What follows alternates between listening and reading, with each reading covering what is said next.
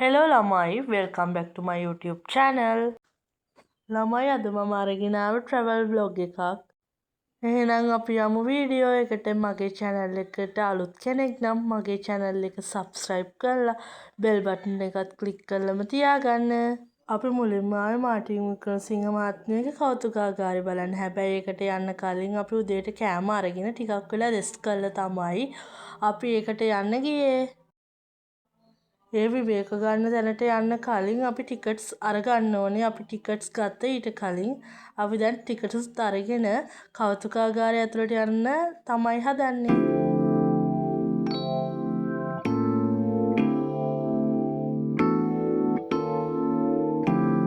ඔය තියෙන එන්ට්‍රන්ස් එක අපි එතනින් තමයි ඇතුල් වුණේ කෞතුකාගාරය ඇතුළට. අපි මුලින්ම ආවට පස්සේ මේ වගේ දේවල් ටිකක් ඔයාලට බලා ගන්න පුළුවන්. පාසල් යන ළමයින්ට නම් ගොඩාක් වටින දේවල් දැනුම ගොඩක් ගන්න පුළුවන් තැනක් තමයි මේ මාර්ටින් වික්‍රමසිංහ මහත්මයාගේ කෞතුකාගාරය කියන්නේ. ටිකට් එකත් ඉතා සුළු මුදලක් වෙන්නේ. මම නම් කියන්නේ ඔයාලා මෙතනට ඇවිල්ලා බලන්න ඕනේ එතන තියෙන දැනුම මේක බලන්න. පැයකටත් වැඩි යනවා. අපි ඉච්චර වෙලා නම් ඉන්න උන්නේ නැහැ. මම හැබැයි මම ගත්ත වීඩියෝ ක්ලිප්ස් ටිකක් තියෙනවා. ඒ ටික මේ වීඩියෝ එකට ඇඩ් කරන්න.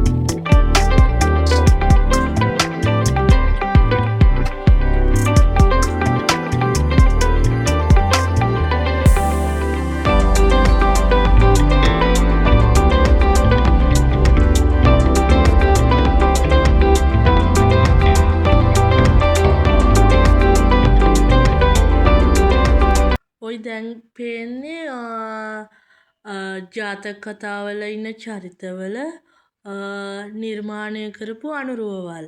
ඇත්තටම මේවා පොඩි ළමයින්ට නම් ගොඩක් වටිනවා. ඔයාලා ඇවිල්ලම බලන්න ඕනේ මේකේ වටිනාකම කොච්චරක්ද කියලා.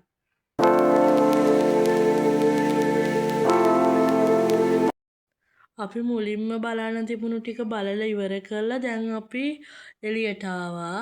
අපිට තව තැන් කීපයකට යන්න තියෙනවා. මම ඒ තැන් ටිකත් ඔයාලත් එක්ක ෂෙයා කරගන්නම්. මෙන්න මෙතන කෙටි චිත්‍රපට පෙන්නනවා. හරියට කැමරාවට නම් පේන්නේ නැහැ. එතන එක එක කර්මාන්තවල චිත්‍රපට තමයි පෙන්නුවේ. අපි එච්චර නම් වැඩි වෙලා ඉඳියේ නැහැ. අපි ඊට පස්සේ ආවේ මාර්ටින් වික්‍රමසිංහ මහත්මයාගේ ගේ ඇතුළට.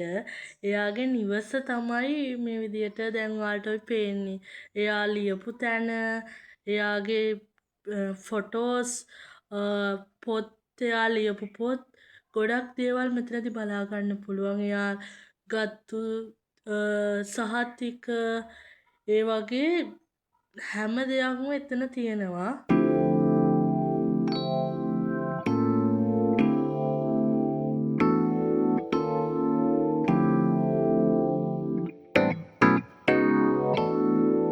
අපි කෞතුකාගාරේ හැම දෙයක්ම බලලා දැන් අපි බස් එකට යන්න තමයි හදන්නේ. අපි ගිහිල්ලා බලමු අපි ඊළඟට කොහෙටද යන්නේ කියලා. ළමයි අපි ඊළඟට ආවේ කොග්ගල තියෙන ක්‍රාෆ්ට් එක බලන්න. ඒක ඇතුළට හැබැයි ඒකේ රෙපෙයාර් එකක් නිසා අපිට පොඩි ළමයින්ට විතරක් ඇතුළට යන්න දුන්නා. ඒත් අපි මෙන්න මෙතනට ගියා 5 view point එකට. මෙතන ලේක් වේ, රන්වේ, හයිවේ, සීවේ, රේල්වේ කියන මාර්ග පහම පේනවා. ඇත්තටම හරි ලස්සන තැනක්.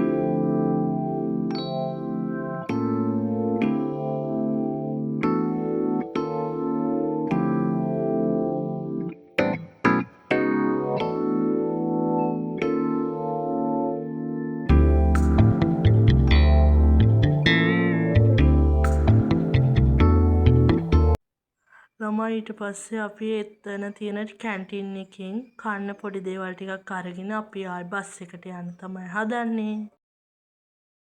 ඊට පස්සේ අපි ආව කච්චිවත්ත පන්සලට. අපි පන්සලට ඇවිල්ලා මල් පහන් පූජා කරලා මම පන්සල වටේ ටිකක් ඇවිත්තා. හරිම ලස්සනයි. මෙන්න මේ තැන.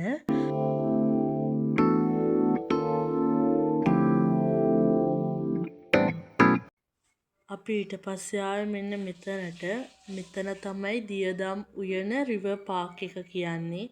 අපි මෙතන ඉඳන් තමයි ලන්ච් එක ගත්තේ. අපි ලන්ච් එක අරගෙන ඉවර වෙලා මෙතන ටිකක් වාඩි වෙලා ඉඳියා. ඇත්තටම හරිම ලස්සන තැනක්. හරිම නිස්කලංකයි.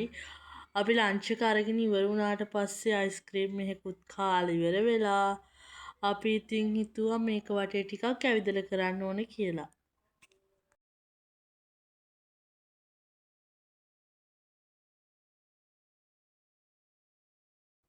අපි දැන් මේ දියදම්මුගෙන පාක් එකේ වටේ තමයි යන්නේ. අපි මෙතන ඉඳන් යන්නේ චිල්ඩ්‍රන් පාක් එකට. හැබැයි අපි හිතුවටත් වඩා දුරක් අපිට යන්න වුණා. මේ වෙලාවේ නම් ගොඩක් අවුව සැරයි. හැබැයි උදේ වෙලාවක හරි හවස් වෙලාවක හරි ආවනම් ඔයාලට මෙතන තියෙන ලස්සන උපරිමම විඳ ගන්න පුළුවන්.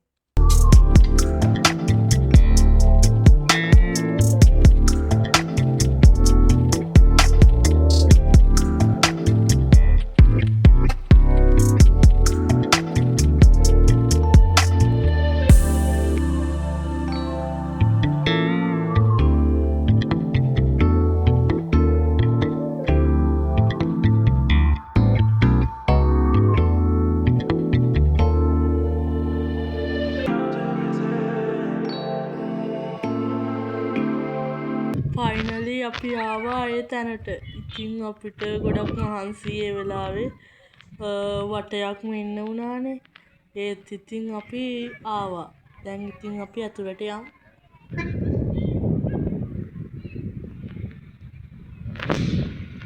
පොඩි ළමයින්ට මෙන්න මේ හට් එක ඇතුළේ තියෙන එක එක සෙල්ලම් කරන්න දේවල්. එතන ඉඳන් සෙල්ලම් කරන්න පුළුවන්. මම මෙතන බංකුවක් ගාව වාඩි වෙලා ටිකක් ඉතින් වටපිටාව බල ඉඳියා. ඇත්තටම මාර නිදහසක් දැනෙන ළමයි. ඔයාලත් ගිහිල්ලා බලන්න.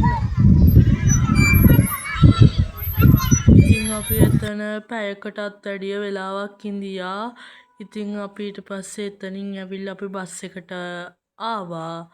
බස් එකට ආවට පස්සේ මෙන්න මේ වගේ ලස්සන view එකක් පෙන්නා.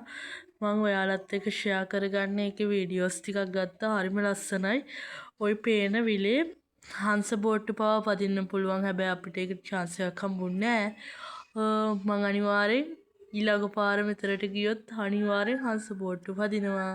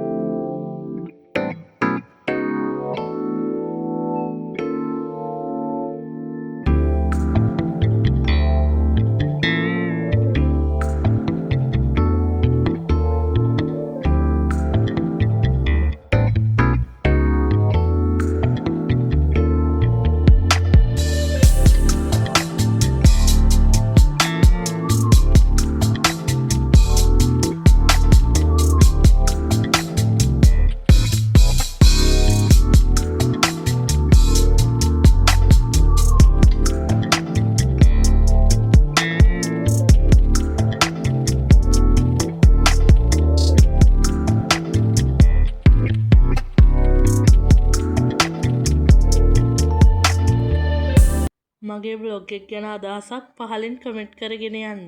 ඉතින් මම දැන් මෙතනින් බ්ලොග් එක ඉවර කරන්න තමයි යන්නේ. මගේ channel එකට අලුත් කෙනෙක් නම් මගේ channel එක subscribe කරගෙන යන්න. bye bye.